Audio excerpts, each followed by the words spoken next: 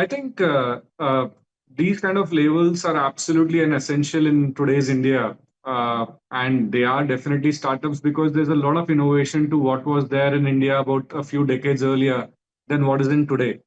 Rubbing them off, saying that they are not a startup would be a little too harsh onto them, including myself. Uh, but I think for today's country, today's India, these kind of vegan, healthy food is an absolute essential, given that for a lot of decades in the past, the consumers have been bombed with synthetic flavors and synthetic colors, which it's deteriorating to your health. So I think for a growing nation, the health of the consumers is an absolute paramount. And if people are coming up with innovations in the food industry, it should be considered as a startup with great innovations, I would say.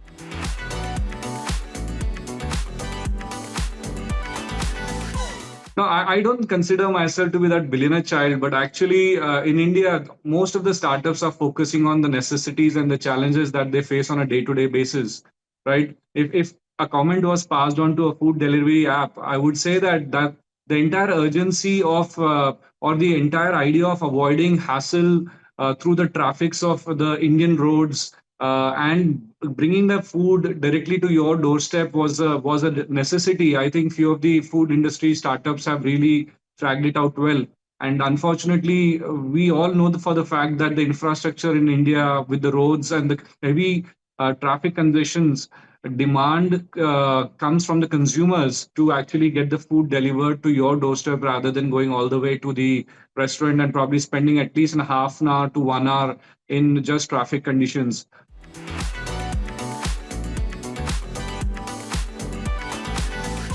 Yeah, there are absolutely amazing startups in the ice popsicle segment across the world. I think India had already been too late, and thankfully for Skippi that we came into the market. Otherwise, India would still be looking at those adulterated ice, ice Pepsis or ice colas, which was there in the market. I think brands are there in US, Europe, Australia, countries which are much colder, much lesser populated than India, which have got these ice popsicle innovated brands over the last couple of decades. Absolutely, India required an ice popsicle brand, and a lot of innovation has gone into it. And I'm sure that with technology and tech, we and with probably the upcoming AI, we will be able to innovate further onto this.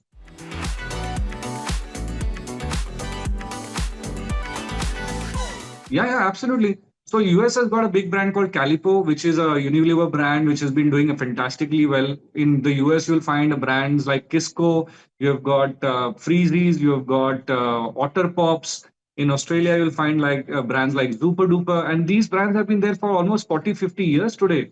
Last year, US alone has sold about 1.2 billion popsicles. So it's a massive market out there.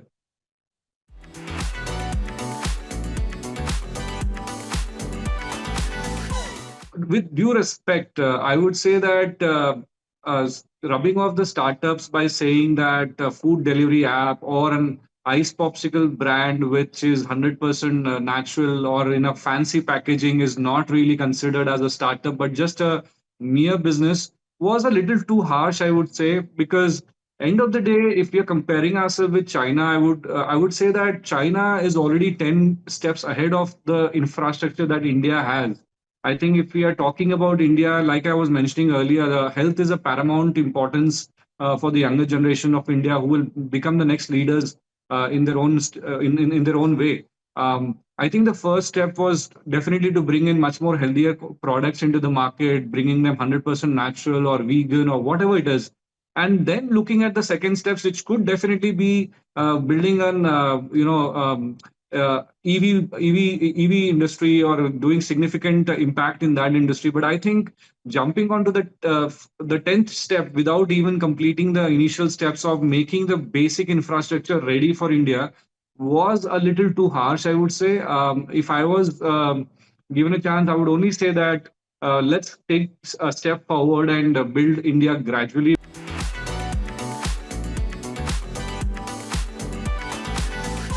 Absolutely. I mean, success doesn't come to anyone overnight, and I still believe that we are not very successful yet. There is a lot of miles to achieve. I believe that we have done enough hard work in terms of understanding the markets, in terms of getting the first prototype right, in terms of getting the first sample right. It has been a tremendous, exciting journey, but we have done our bit of hard work all the way through, getting the R&D right, getting the research right, and understanding the consumer in India itself is very challenging many a times. And again, the distribution in India is still very fragmented. If we compare ourselves with China or any other market, I think distribution is far more organized, far more easy to penetrate into. But with India, it is very difficult.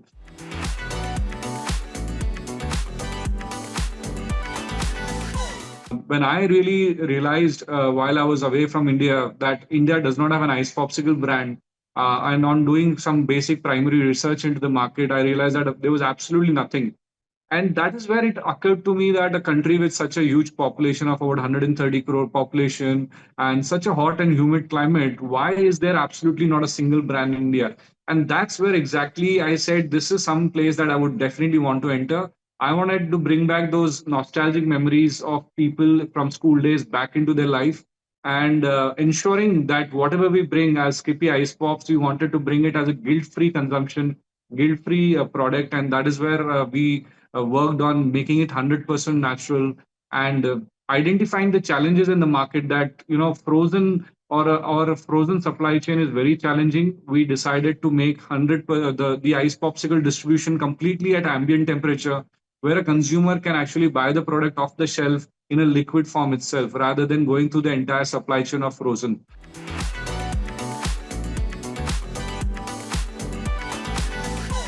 I think the entire nation of 130 crore people is going to be our customer base. And as an ice popsicle category, we will penetrate the numbers of $5 to $6 billion. Not even taking about 25 years. I think this will happen in the next 10 to 12 years itself.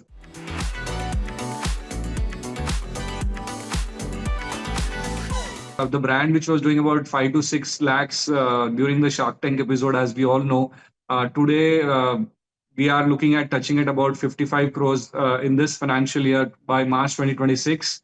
And we are targeting at about 150 to 200 crores in the next financial year.